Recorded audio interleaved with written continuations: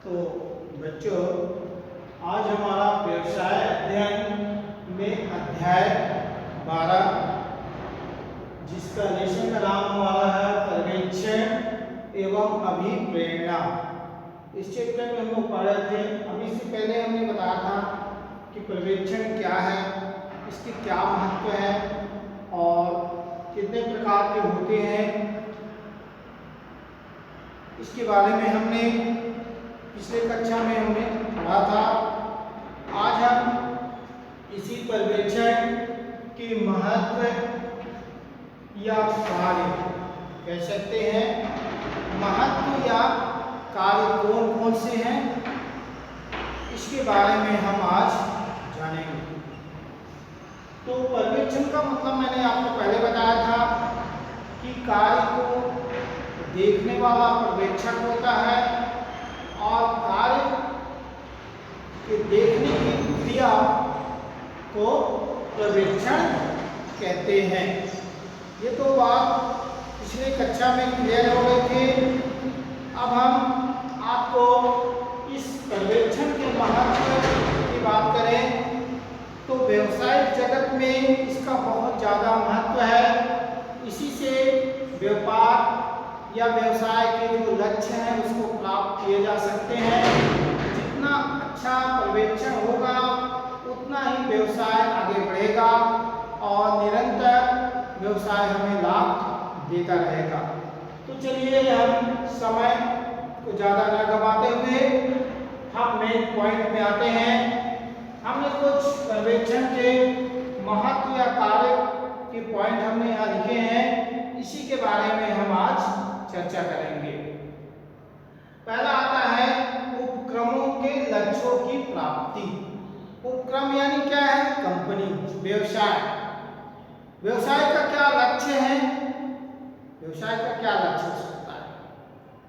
व्यवसाय का लक्ष्य यही है ना कि हम ज़्यादा से ज़्यादा हमारा व्यवसाय बढ़े, ज़्यादा से ज़्यादा हम लाभ कमाएं। तो ये व्यवसाय का लक्ष्य है। उस लक्ष्य की प्राप्ति करने का कार्य पर्यवेक्षण के द्वारा होता है। साथ ही साथ उपक्रम अपने लाभों को प्राप्त करना चाहती है। हर कंपनी का उद्देश्य यही होता है, लाभ कमाना, क्योंकि अगर वो लाभ ना कमाएगी तो कंपनी कितने दिन तक चलेगी बिना लाभ के? ज़्यादा दिन तक नहीं चल सकती है। तो पहला होता है कंपनी के जो भी लाभ है उसको प्राप्त करना है। ये तो हो गई पहला चीज। दूसरा क्या है? प्रभावपूर्ण संप्रेषण। संप्रेषण का मतलब क्या है? एक दूसरे के विचारों में मधुरता स्थापित करना, एक दूसरे के विचारों को सुनना, समझना और उनके समस्याओं को हल करने का प्रयास करना। पर्यवेक्षण का कार्य प्रबंधन और कर्मचारियों के बीच का एक कड़ी का कार्य होता है। हम ये कह सकते हैं कि जो कंपनी के आदेश होते हैं, जो उद्देश्य होते हैं, जो योजनाएं होती है, उनको कर्मचारियों तक पहुंचाने का काम पर्यवेक्षक करता है। तो पर्यवेक्षक का क्या है? कर्मचारियों और प्रबंधकों के बीच में संबंध स्थापित करना, संप्रेषण करना, यानी कर्मचारी के जो समस्या है और जो प्रबंधन के योजनाएं हैं उन दोनों के एक दूसरे के पास पहुंचाना, यानी उसमें सामंजस्य का प्रयोग करना। तो कर्मचारी के विचार और सुझाव को प्रबंधक के द्वारा भेजना और प्रबंधक के जो योजनाएं हैं वो कर्मचारियों के पास पहुंचाना, ये कार्य होता है पर्यवेक्षक का, यानी ये पर्यवेक्षण के माध्यम से होते।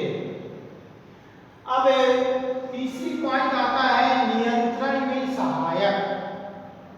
कोई भी कार्य अपन करते हैं, कोई भी काम अगर किसी से करवाते हैं इसी के अंतर्गत अगर उपक्रम चल रही है तो उन क्रिया को, उनकी देख रेख करने वाला तो एक होता है, तो उनके देख रेख करना और उनमें नियंत्रण की भावना उत्पन्न करना, ये भी पर्यवेक्षण के माध्यम से होता है। जैसे कोई उपक्रम में कोई कार्य हो रहा है कहीं पे, तो उसको देखरेख करने वाला पर्यवेक्षक होता है, और पर्यवेक्षक अगर है तो वहाँ कार्य ठीक ढंग से होगा, यानी कार्य में नियंत्रण बना रहेगा। और अगर पर्यवेक्षक नहीं है, वहाँ जो श्रमिक है, कर्मचारी है, मनमानी करने लगेंगे तो नियंत्रण समाप्त हो जाता है। तो यहाँ यही कह रहा है कि पर्यवेक्षक जो है वो नियंत्रण में सहायता प्रदान करते हैं, सहायक होते हैं, उनके कार्यों का निरीक्षण करते हैं, मूल्यांकन करते हैं, और अगर कहीं कोई मिस्टेक होता है तो वहीं पर उसका सुधार करने का प्रयास भी करते हैं। तो इस तरह से हम कह सकते हैं कि पर्यवेक्षक के माध्यम से ही फर्म में कर्मचारियों के बीच या कार्यकर्ताओं के बीच संबंध बना रहता है। अब तीसरी बात आती है साधनों का अधिकतम उपयोग। देखिए, साधन तो हमारे पास है, लेकिन हम अगर उसका ज्यादा से ज्यादा उपयोग करते हैं तभी कंपनी को अधिक से अधिक लाभ होगी। और साधन है, हम उसका उपयोग नहीं करते हैं, साधन तो हमारे पास है लेकिन हम उसका कम से कम उपयोग करेंगे, नहीं करेंगे, तो फिर उसका लाभ या नुकसान फर्म को ही होता है। तो जब पर्यवेक्षक होता है तो ये प्रयास करता है कि जो हमारे पास साधन है उसका हम ज्यादा से ज्यादा उपयोग करें। तो इस तरह से पर्यवेक्षक के माध्यम से ही साधनों का अधिकतम उपयोग होना संभव होता है, अन्यथा नहीं हो सकता है। अब हम इसके बाद हमारा महत्व में पांचवा पॉइंट आता है अनुशासन रखना। अनुशासन शब्द ही अपने आप में बहुत बड़ी शब्द होती है कि कोई भी कार्य हो, एक कंपनी में कंपनी चलाने से ही मतलब नहीं है, कहीं भी अगर हम विद्यालय में भी अगर हम बच्चों को पढ़ा रहे हैं तो उसमें भी हमें अनुशासित होकर ही अगर पढ़ने वाले पढ़ेंगे और पढ़ाने वाले पढ़ाएंगे तभी उसका अधिक से अधिक लाभ हमको मिलेगा। इसी तरह से कंपनी में काम करने वाले कर्मचारियों के बीच में अनुशासन बनाने का काम कौन करता है?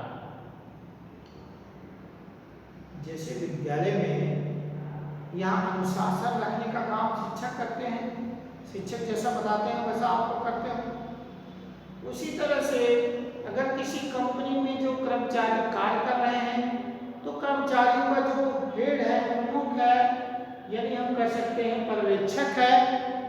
पर्यवेक्षण का काम करने वाला क्या कहलाता है? पर्यवेक्षक।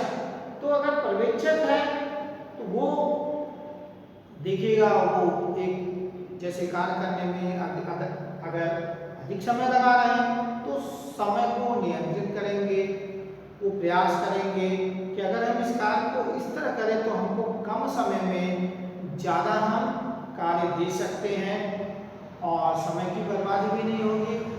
तो इस तरह से समय को भी बचाना है, कार्य भी हमको अधिक से अधिक करना है, प्लस हमको ये भी देखना है कि कार्य करने में किसी प्रकार की कोई दुर्घटना भी न घटे।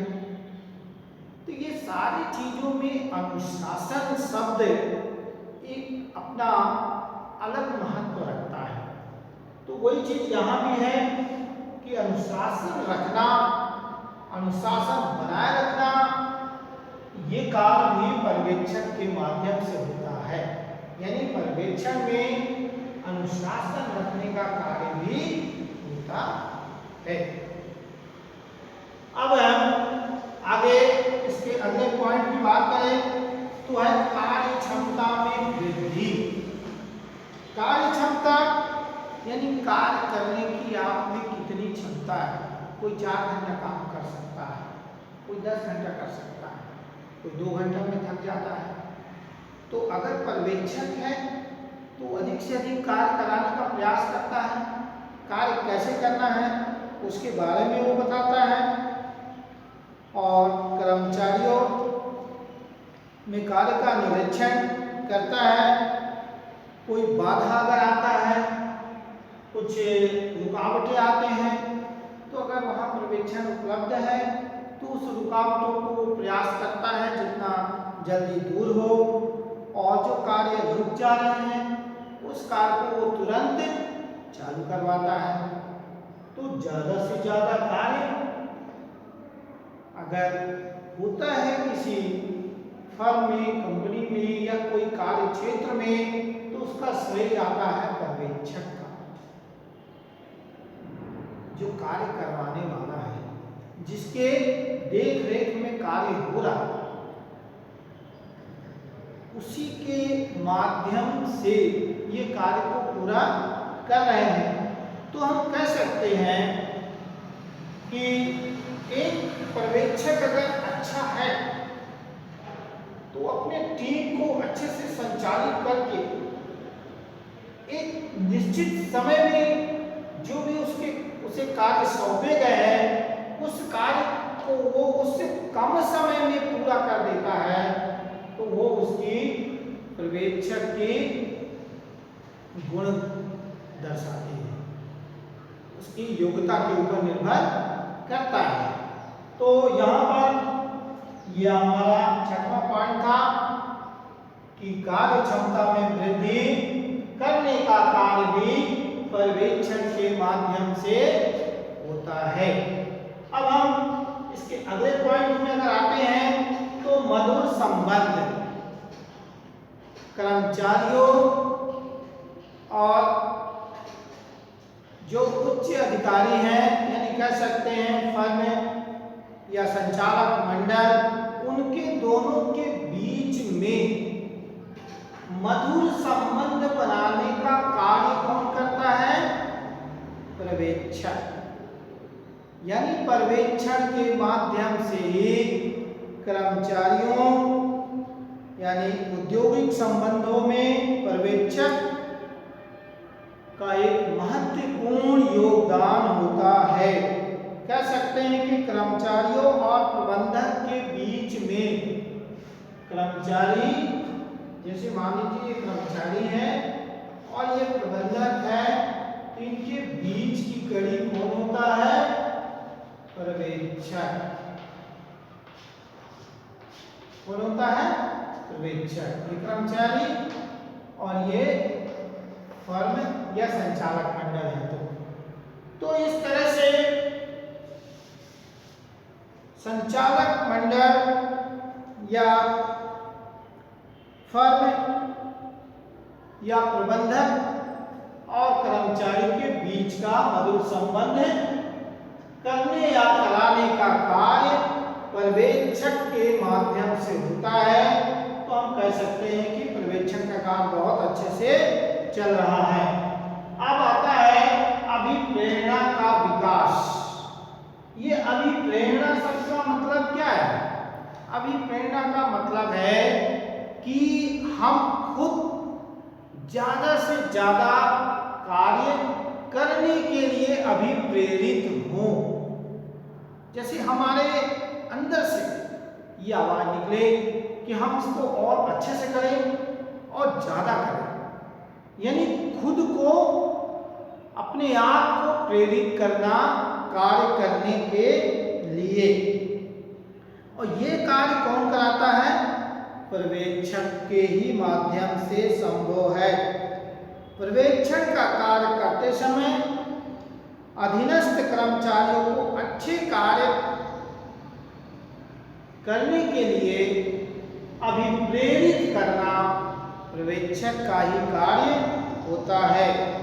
तो इस तरह से हम अधिक से अधिक अपने स्वयं की इच्छा से हम कार्य को करते हैं।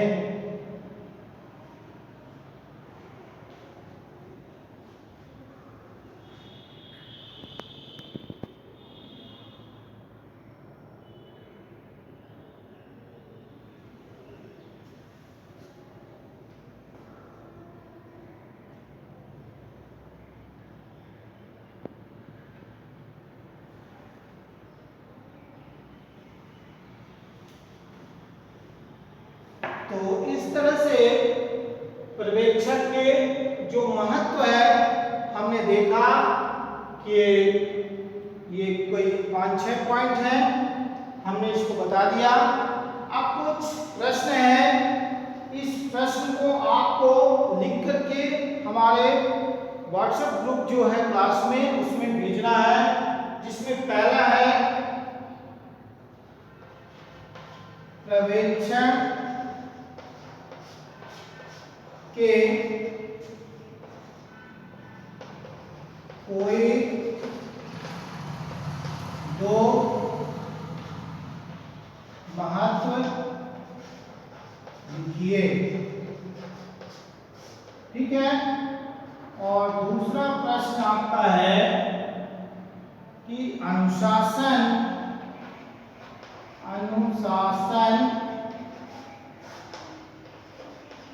बनाने के संबंध में पर्यवेक्षण